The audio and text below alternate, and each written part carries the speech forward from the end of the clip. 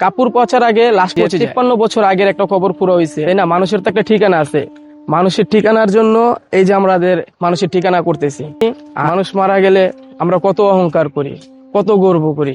মানুষ আমরা বাইচা থাকতে, মানুষ মারা গেলে আসলে কি তার এই অহংকার গুলো থাকে? কিছুই থাকে না মানুষ মারা গেলে। ছোটবেলা থেকে কবরস্থানে আসা যাওয়া করতেছি, তো কবরস্থান যখন আমি এই কবর খোঁড়ার কাজটা যখন থেকে আমি পেশা হিসেবে নিই, ঠিক আছে, এটা শুধু পেশা না, আমার পরকালের জন্য এটা হচ্ছে আমার একটা, আমি সব পুষিয়ে নিতেছি। এটা আমি এখন পর্যন্ত অনেকগুলো কবর খনন করছি, যদিও আমার এখন মনে নেই, ঠিক আছে। আসলে এগুলো আমাদের মনে করার অপশন থাকে না, কারণ আমাদের দিনে এখানে হচ্ছে দৈনিক 4টা-5টা করে লাশ আসে।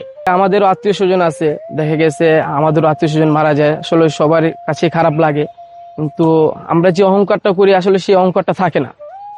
বাইসে থাকতে আমাদের যে অহংকারটা থাকে, যে আমরা মারা গেলে আমাদের দেহটা কিন্তু মাটির সাথে মিশে যাবে। আমরা এত অহংকার করি, অহংকার করে লাভ কি আমাদের? আসলে অহংকার করাটাই ঠিক না। অনেকে কান্নাকাটি করে, অনেকে আবেগে পড়ে যায়, ঠিক আছে।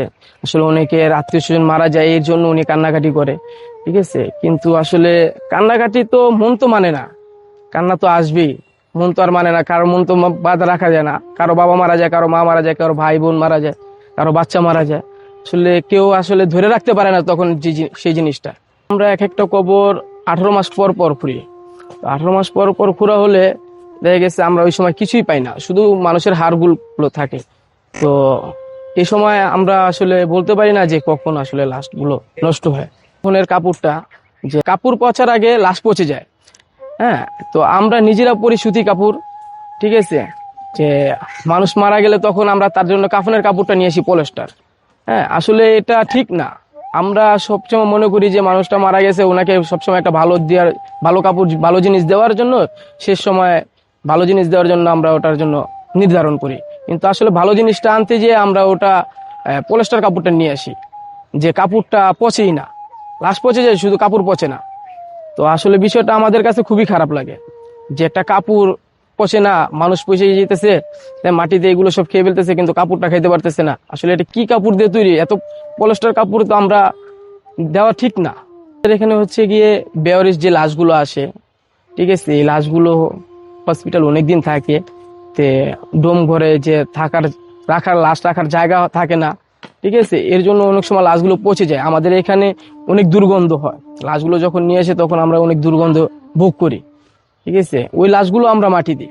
আমি ছোটবেলা থেকে কবরস্থানে আসা যাওয়া করি, তো এটা দেখতাম যে এখানে আমি এলাকারই সন্তান, তো দেখতাম আমার বাবা কাজ করতো এখানে, আমাদের আরো আত্মীয় স্বজনরা কাজ করতো। তো ওনাদের দেখতাম যে ওনাদের এখন বয়স হয়ে গেছে, ওনারা এখন আর পারতেছে না। তো এটা আসলে যে আমাদেরও করা দরকার, আমরাও তো একদিন মারা যাবো। আসলে আমরা যদি এই কাজগুলো না করি, ঠিক আছে, তো এই কাজগুলো কারা করবে? আমাদের কাজের জন্য পারিশ্রমিক দেওয়া হয়, ঠিক আছে, কিন্তু তো সবাই আর কি দেখা গেছে চাইলে সবাই করতে পারে না এই কাজগুলো। সবাই মাটি খোঁড়ার কাজ করতে পারে না, কবর খননের কাজ সবাই করতে পারে না, ঠিক আছে। আমরা কবর খননের কাজ করি, এই বিধে আমরা টাকাও নিই, ঠিক আছে, পারিশ্রমিকও নেই, কিন্তু আসলে এটা আমার কাছে খুবই ভালো লাগে। পাশাপাশি এটা হচ্ছে গিয়ে আমি আবার আখিরাতেও আমার জন্য আমি একটা জান্নাতের ঘরও গুছিতেছি। আসলে কোনো মন্তব্য বলতে, তারাও ভালোই বাসে আমাদেরকে, যে আমরা আসলে মানুষের জন্য উপকার করতেছি, হ্যাঁ। মানুষের জন্য আমরা যে কাজগুলো করতেছি সবাই করতে পারে না, হ্যাঁ, কিন্তু তারাও এটা নিয়ে সন্তুষ্ট আছে। কবর খুঁড়তে আমাদের বর্ষার সময় দেখা গেছে যে সময়টা খুব কম লাগে, 45 মিনিট 1 ঘন্টা লাগে বর্ষার সময়। আর হচ্ছে যখন খরার কাল আসে, যখন গরম গ্রীষ্মকাল আসে, তখন হচ্ছে কি আমাদের এক একটা কবর খুঁড়তে 2 ঘন্টা 2.5 ঘন্টা সময় লাগে। অনেক সময় দেখা গেছে 3 ঘন্টাও সময় লেগে যায়। আমি নিজে একটা কবর খুঁড়ছি, যে 53 বছর আগের একটা কবর খুঁড়া হয়েছে, যেটা বহুত আগে মাটি দেওয়া হয়েছে। 53 বছর আগে একটা মাটি দেওয়া হয়েছে, তারপরে এখানে কোনো কবর দেওয়া হয়নি।